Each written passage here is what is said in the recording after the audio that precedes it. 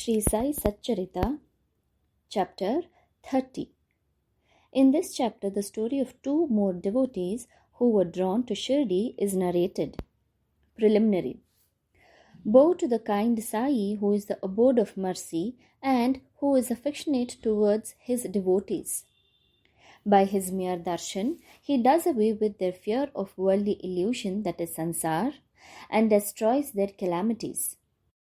He was first nirgun, that is, formless, but on the account of the devotion of his bhaktas, he was obliged to take a form. To give liberation, self-realization to the bhaktas is the mission of the saints, and for Sai, the chief of them, that mission is inevitable. Those who take refuge in his feet have all their sins destroyed and their progress is certain. Remembering his feet, Brahmins from holy places come to him and read scriptures and chant the Gayatri Mantra in his presence. We, who are weak and without any merits, do not know what bhakti is, but we know this much, that though all others may leave us, Sai won't forsake us. Those whom he favors get enormous strength, discrimination between the real and the unreal, and knowledge.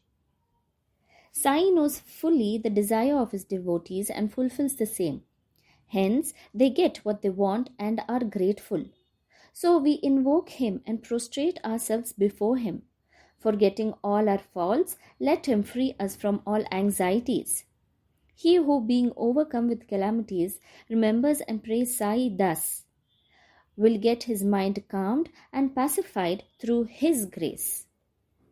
This Sai, the ocean of mercy, says Hemad Panth, favored him, and the result of this is the present work of Sai Satcharita.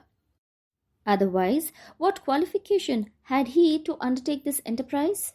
But as Sai took all the responsibility, Hemad Panth felt no burden nor any care about this. When the powerful light of knowledge was there to inspire his speech and pen, why should he entertain any doubt or feel any anxiety? Sai got the service in the form of this book done by him.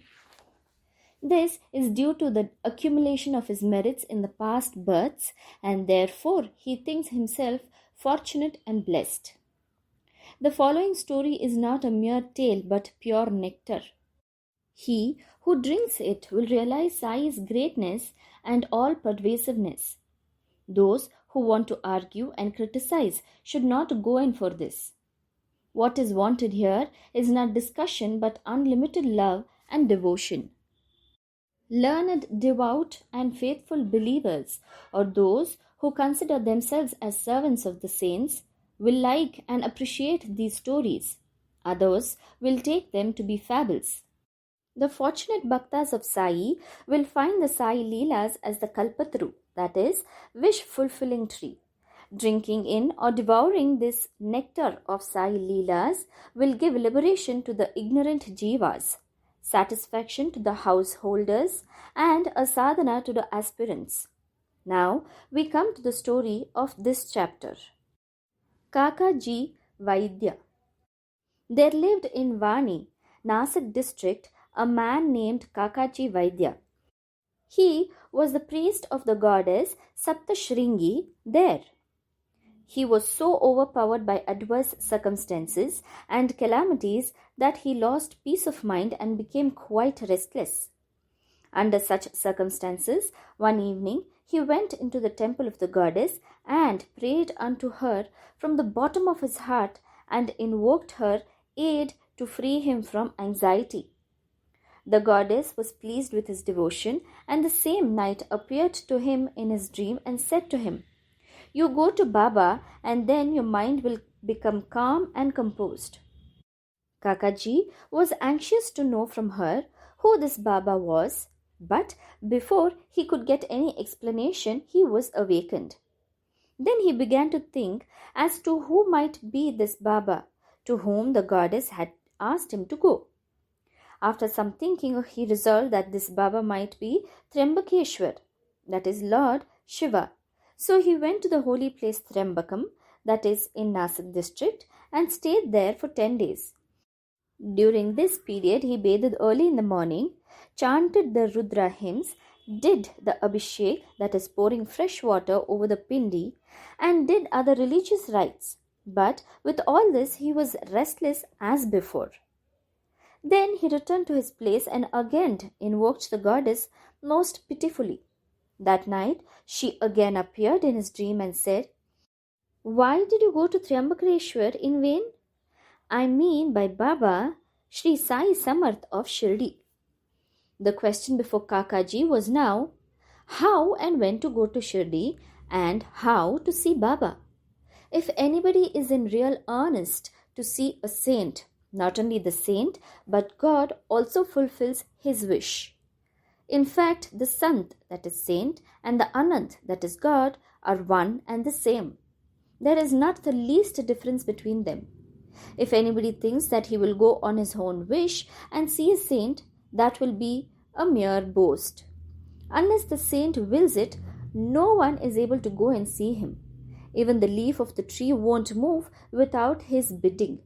The more anxious a bhakta is for the visit to the saint, the more devout and faithful he is, the more speedily and effectively is his wish satisfied to his heart's content. He who invites anybody for a visit also arranges everything for his reception, and so it happened with Kakaji. Shama's vows. When Kakaji was thinking about his intended visit to Shirdi, a guest came to him at his place to take him to Shirdi. He was no other than Shama, a very close and intimate devotee of Baba. How he came to Vani at this juncture we shall just see. Shama was severely ill when he was very young, and his mother had taken a vow to her family goddess Saptashringi at Vani that if her son got well, she would bring and dedicate him at her feet. Then after some years, the mother herself suffered much from the ringworms on her breasts. At that time, she again took another vow to her deity that if she got all right, she would offer her 2 silver breasts. These 2 vows remained unfulfilled.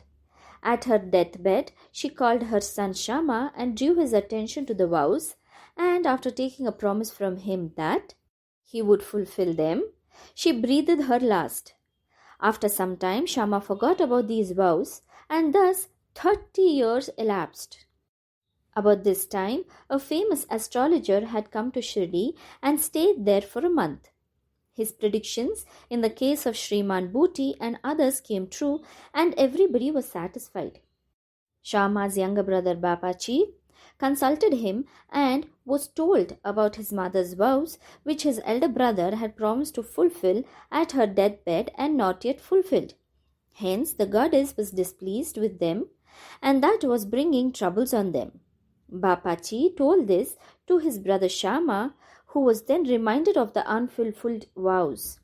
On thinking that any further delay would be dangerous, he called a goldsmith and got a pair of silver breasts prepared.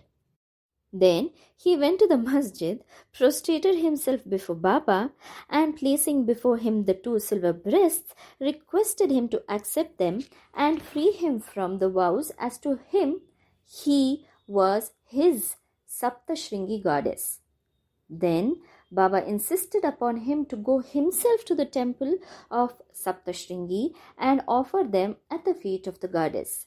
Thus, after taking Baba's permission and Odi, he left for Vani and while searching for the priest, reached Kakaji's house. Kakaji was then very anxious to visit Baba, and Shama went there to see him at that very time. What a wonderful coincidence was this!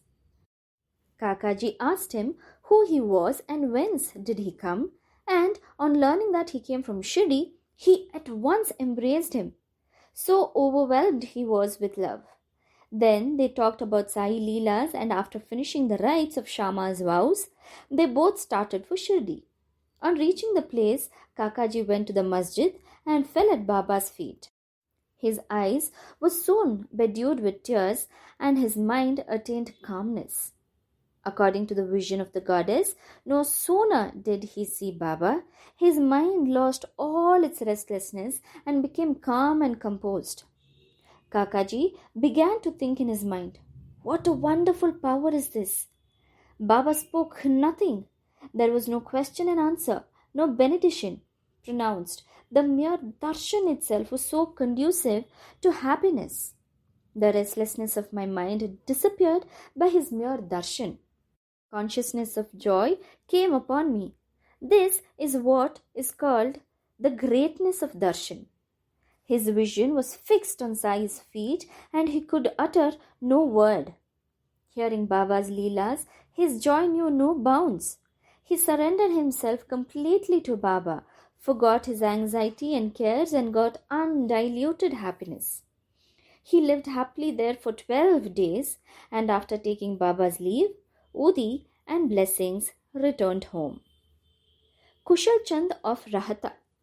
It is said that a dream which we get in the wee hours of the morning generally comes true in the waking state. This may be so, but regarding Baba's dreams, there is no restriction of time. To quote an instance, Baba told to Kaka Sahib Dikshit one afternoon to go to Rahata and fetch Kushal Chand to Shirdi, as he had not seen him since long. Kaka Sahib accordingly took a tonga and went to Rahata. He met Kushal Chand and gave him Baba's message. On hearing it, Kushal Chand was surprised and said that while he was taking a noon nap after meals, Baba appeared in his dream and asked him to come to Shirdi immediately, and that he was anxious to go. As he had no horse of his own nearby, he had sent his son to inform Baba. When his son was just out of the village border, Dikshit's tonga turned up. Dikshit then said that he was sent personally and specially to bring him. Then they both went in the tonga back to Shirdi. Kushal Chand saw Baba and all were pleased. Seeing this Leela of Baba, Kushal Chand was much moved. Ramlal Punjabi of Mumbai. Once a Punjabi Brahmin of Mumbai named Ramlal got a dream in which Baba appeared and asked him to come to Shirdi. Baba appeared to him as a Mahant, that is saint, but did not know his whereabouts. Ramlal thought that he should go and see him, but as he did not know his address, he did not know what to do. But he who calls anybody to him also makes the necessary arrangements for the same. The same happened in this case. The same afternoon, when he was strolling in the street, he saw a picture of Baba in a shop. The features of the Mahant he saw earlier in the dream tallied exactly with those in the picture.